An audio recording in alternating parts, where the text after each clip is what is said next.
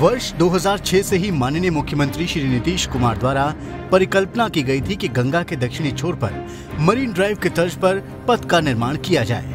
प्रारंभ में इस चुनौती भरे कार्य को जन निजी भागीदारी पर करने का प्रयास किया गया, परंतु किसी भी स्टेक होल्डर के द्वारा रुचि नहीं लिए जाने के कारण 11 अक्टूबर 2013 को लोकनायक जयप्रकाश नारायण की जयंती पर माननीय मुख्यमंत्री द्वारा राज्य सरकार एवं हुडको ऋण से इस कार्य को करने का निर्णय लिया गया।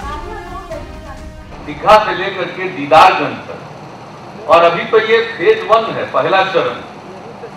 हम यहीं पर रुकने वाले नहीं हैं। बाद में हमारी योजना होगी ये दीदारगंज के आगे ले जा करके इसको जो बख्तियारपुर का पुल है वहां तक इसको बढ़ा दे, और फिर साधन हुआ तो इसको बाईं तरफ और पश्चिम तरफ की ओर भी जो आरा छपरा के बीच में गंगा नदी पर एक पुल बन रहा, वहां तक इस पुल को बढ़ा दिया जाए तो एक सड़क से अनेक पुल जुड़ जाएंगे और ये बहुत बड़ा ढांचा ये तैयार हो जाएगा पथ के क्षेत्र में। गंगा नदी में जल स्तर की अनिश्चितता के बीच औसतन 12 मीटर की ऊंचाई पर पथ बंद का कार्य तथा एलिवेटेड स्ट्रक्चर का निर्माण कार्य करने में सभी संबंधित विभागों के सहयोग की आवश्यकता थी। इसके परिकल्पना को मूर्त रूप देने में काफ़ी कठिनाइयां महसूस हुई, जैसे भूअर्जन की समस्या, नदी के तल में होने के कारण सिया, एनजीटी के चैलेंजेज, इनके शर्तों का अनुपालन, उसके बाद फिर कोविड का प्रकोप, इन सब को लेते हुए भी हमने काफ़ी कठिन मेहनत करके, परिश्रम करके इस योजना को इस रूप तक ले आया है। वर्ष 2015 में गंगा चैनल का निर्माण हो जाने से जेपी गंगा पथ के दोनों तरफ जल धारा का बहाव नई चुनौतियों को उत्पन्न कर रहा था, जिसका त्वरित निदान करते हुए कार्य को तीव्र गति से किया गया। निर्माण कार्य के दौरान सबसे बड़ी चुनौती थी वर्षा ऋतु के समय साइट का पूरी तरह से जलमग्न हो जाना, जिसके कारण कार्य बंद हो जाना तथा बरसात के बाद कार्य को दोबारा नए सिरे से शुरू करना। इस चुनौतीपूर्ण कार्य को पूर्ण करने में हमारे वरीय पदाधिकारियों के साथ साथ सभी विभागों, सरकार के सभी अंग इसमें सहयोग किए। एक पूरी टीम वर्क का एक बहुत बड़ा उदाहरण है। हम लोग इसको एक अंश को खोलने में कामयाब हो रहे हैं। इन सभी चुनौतियों को पार पाते हुए BSRDCL द्वारा माननीय मुख्यमंत्री की परिकल्पना को यथार्थ में परिवर्तित करते हुए दीघा से AN से न होते हुए PMCH तक का पथांश लोकार्पित किया जा रहा है।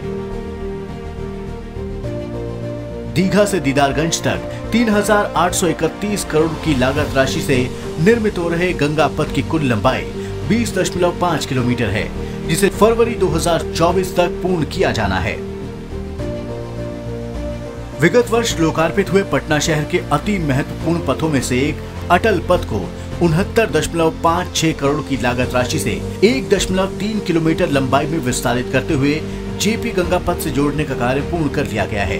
उसे भी आज लोकार्पित किया जा रहा है। पाटली पथ के माध्यम से शहर के प्रमुख अस्पताल PMCH तथा एम्स की सीधी संपर्कता भी स्थापित हो गई है।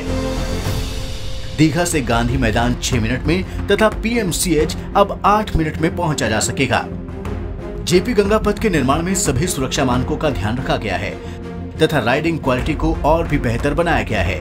हाई स्पीड एक्सप्रेसवे टोल पथ पर सड़क सुरक्षा के लिए स्पीड इंस्पेक्टर द्वारा ऑटोमेटिक चालान का निर्गत किया जाना विकसित किया जा रहा है। पर्यावरण सुरक्षा के मद्देनजर पथ के दोनों ओर 5 मीटर चौड़ाई में हरित पट्टी विकसित की जा रही है। गंगा नदी की मनोरम छटा आनंद लेने के लिए 5 मीटर चौड़ाई में नदी की तरफ वॉकवे विकसित किया जा रहा है।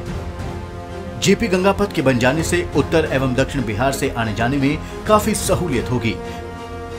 पूर्वी तथा पश्चिमी पटना के बीच अशोक राजपथ का यह वैकल्पिक मार्ग होगा, जिससे अशोक राजपथ से यातायात का दबाव कम होगा। Today I am very happy by seeing this project in this condition. Moreover, we did it because of the support from BSRDCL officials and all other administrative departments. इस योजना को धरातल पर उतारने में माननीय मुख्यमंत्री श्री नीतीश कुमार, पथ निर्माण मंत्री श्री नितिन नवीन एवं वरीय पदाधिकारियों का निरंतर मार्गदर्शन प्राप्त होता रहा है तथा आशा है कि आगे भी दिए गए लक्ष्य की प्राप्ति हेतु Bihar state road development corporation को बहुमूल्य मार्गदर्शन एवं सुझाव मिलते रहेंगे।